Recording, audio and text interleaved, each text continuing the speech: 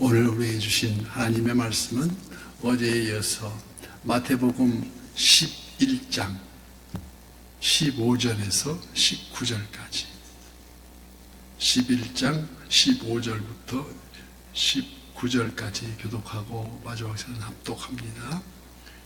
교회 있는 자들은 들을지어다. 이 세대를 무엇으로 비유할까? 비유하건대 아이들이 장터에 앉아 제 동물을 불러 이르되 우리가 너희를 향하여 피리를 불어도 너희가 춤추지 않고 우리가 슬피 울어도 너희가 가슴을 치지 아니하였다 함과 같도다. 요한이 와서 우리는 먹지도 않는 너희 은혜만 주시기를 바라리는 다 함께요. 인자가 와서 먹고 마시매 말하기를 보라. 먹기를 담아도록 목소리를 즐기는 사람이요 세리와 죄인의 친구로다 하니 지혜는 그 행한 일로 인하여 옳다함을 얻느니라. 아멘. 오늘도 실시간 선한 유세의 기도의 향연 속에 새벽을 깨우는 우리 성도님들 모두에게 여호와 샬롬 지키시는 하나님의 평강과 풍성한 은혜를 축복합니다.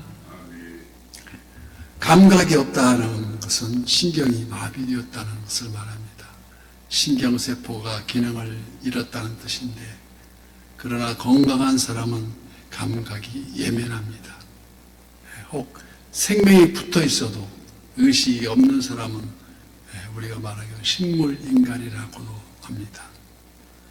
오늘 15절 말씀과 같이 귀 있는 자는 들을지어다고 우리 큰 소리 치며 말씀하십니다. 이어서 이 세대를 무엇으로 비유할까? 비유하건대 아이들이 정태에 앉아 제 동물을 불러 이르되 우리가 너희를 향하여 피리를 불어도 너희가 춤추지 않고 우리가 슬피 울어도 너희가 가슴을 치지 아니하였다함과 같도다고 말씀하십니다. 이런 예수님 당시에 그 풍조가 그토록 무감각한 사회였으며 기쁨도 눈물도 없는 세태, 양심이 감각이 그 감각이 무디어지고 사랑이 메마른 사회, 그 단면을 보여주는 비유라고 말씀하고 있습니다.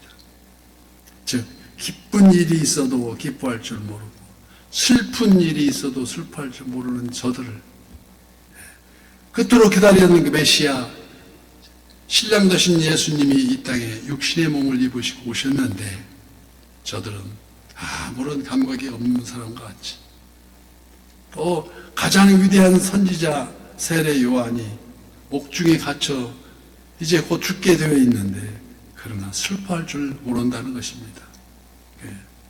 그게 얼마나 슬픈 일입니까? 사랑이 메마른 냉정한 사회, 유대 종교인들은 그들을 비롯해서 회칠한 무덤과 같다고 꾸짖던 유대 사회는 드디어 그 40년 만에 완전히 망해서 서방 세계 각각으로 뿔뿔이 흩어지고 말았습니다. 일명 디아스포라라고 일컫는 유랑민족, 떠돌이 민족이 되고 말았던 것입니다. 지금도 그 남아있는 게 강원도 땅보다 조금 더 넓은 그 땅이 예루살렘입니다. 이스라엘 땅입니다.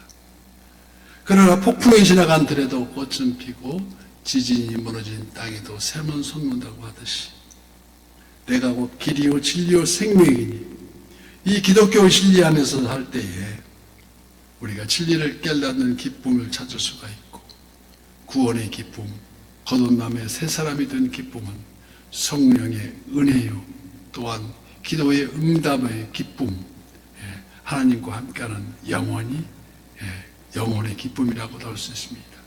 그래서 어떻게 합니까? 천국 소망의 기쁨이요 영생의 기쁨인 줄 믿어야 된다는 것입니다. 그런가 하면 죄를 회개할 때 그 아이 아픔의 눈물이 있습니다. 형제와 이웃을 불쌍히 여기는 자비의 눈물도 있습니다. 하나님 사랑을 깨닫고 너무도 감사해서 흘리는 눈물, 어쩌면 기쁨과 눈물이 조화가 그리스도인의 신앙생활이 아닌가 생각해 봅니다. 이와는 반대로 유대 지도자들의 비판을 위한 비판, 미움과 오해가 얼룩져 있는 남의 허물만 찾으면서 오늘 본문 18절 말씀과 같이 요한이 와서 먹지도 않고 마시지도 아니하며 그들이 말하기를 귀신이 들렸다고 하더니 인자가 와서 먹고 마시며 말하기를 보라 먹기를 탐하고 포도주를 즐기는 사람이요 세리와 죄인이 친구로다 하니 지혜는 그 행한 일로 인하여 옳다함을 얻느니라고 말씀하십니다. 세례 요한이 와서 금식하며 광야에서 메뚜기와 석청으로 죽이기를 예비하니 저를 귀신 들린 사람이라 비판했습니다. 또 예수님이 오셔서 먹고 마시며 죄인들과 어울리시니 보라 먹기를 탐하며 포도주를 즐기는 사람이요 세리와 죄인의 친구라고 떠들어댑니다. 사랑과 인정이 메마를 대로 메말라버린 마치 회색화되어가는 저들을 바라보면서 의식 속에 올바른 판단을 기대할 수가 있는지 우리는 우리 자신을 바라보아야 합니다. 은혜와 축복을 저버린 저들, 결국 무감각한 양심과 마비된 감정은 한 나라를 뿔뿔이 흩어지게 만드는 망국을 초래하고 말았지 않습니까? 오늘 한국교회가 세계 선교에 보이지 않는 정신적 공헌을 많이 하고 있는데도 그런에도 불구하고 한편에서 삐뚤어진 주관으로 바로 보지 못하고 거들먹거리며 비평하는 자들이 종종 많이 있습니다. 언제부터 우리가 여유로워졌습니까? 지금 북한은 같은 민족이면서도 굶어 죽어가고 있습니다. 작금에 이르러 한국교회가 열방을 향하여 선교의 발돋움을 하고 있으면 우리 민족에 대한 하나님의 큰 축복이라고 할 수 있지만 한편으로 분열을 조장하고 가로막는 일이 있다면 대외적으로 큰 불행한 일이 아닐 수가 없습니다. 마치 검은 안경을 낀 사람은 모든 것이 검게 보이지 않겠습니까? 오직 마음의 자세를 바로 하고 복음의 진리 안에서 검은 안경을 벗어버리고 예수님 마음에 그런 마음에 통하는 안경을 통해서 형제와 교회와 선한 이웃을 바라봐야 하지 않겠습니까? 그래서 오늘 보면 19절 후반절과 같이 지혜는 그 행한 일로 인하여 옳다함을 얻느니라고 말씀하십니다. 예수님 마치 꺼리낌이 없이 오늘 구원이 내게 임하였도다라고 말한 것 같이 세리장 삭개오의 집에 들어가 함께 하셨고 수가성 사마리아 여인에게 복음의 눈을 뜨게 하시며 가늠한 여인을 용서해 주셨습니다. 세상으로부터 멀리함이 그런 멀리함이 아니라 세상 속에 파고 들어가서 직접 소금이 녹아져 부패를 막고 맛을 내는 그 일은 바로 어둠 속에 한 줄기 빛으로 파고드는 적극적인 활로, 그게 우리 기독교의 정신이요.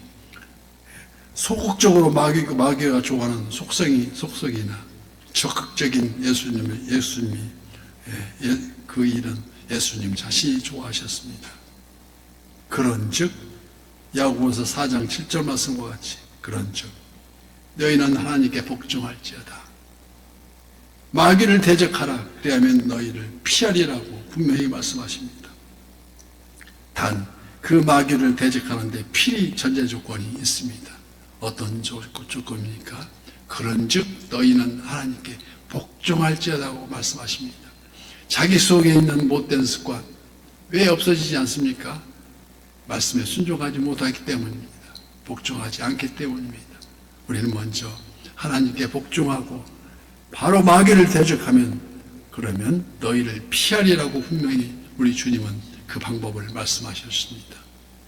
소극적 생활이 육신의 안일함을 줄지 모르지만 결국 천국을 침노하는 자가 된다는 것입니다.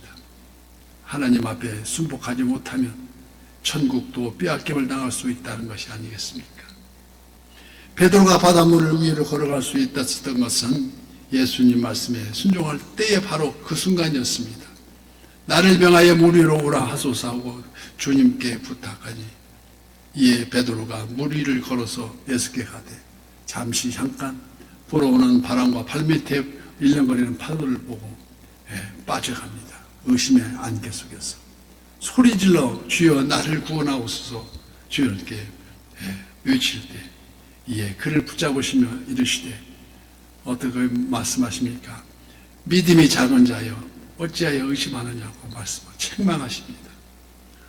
혹 우리들 눈앞에 염려, 불안, 초조, 절망이 보입니까?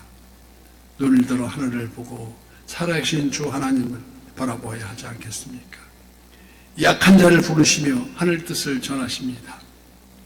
마치 출애굽기 14장 13절 말씀과 같이 너희는 두려워하지 말고 가만히 서서 여호와께서 오늘 너희를 위하여 행하시는 구원을 보라고 말씀하셨듯이 너희가 오늘 본 애굽 사람을 영원히 다시 보지 아니하리라고 말씀하신 같은 이치와 똑같습니다.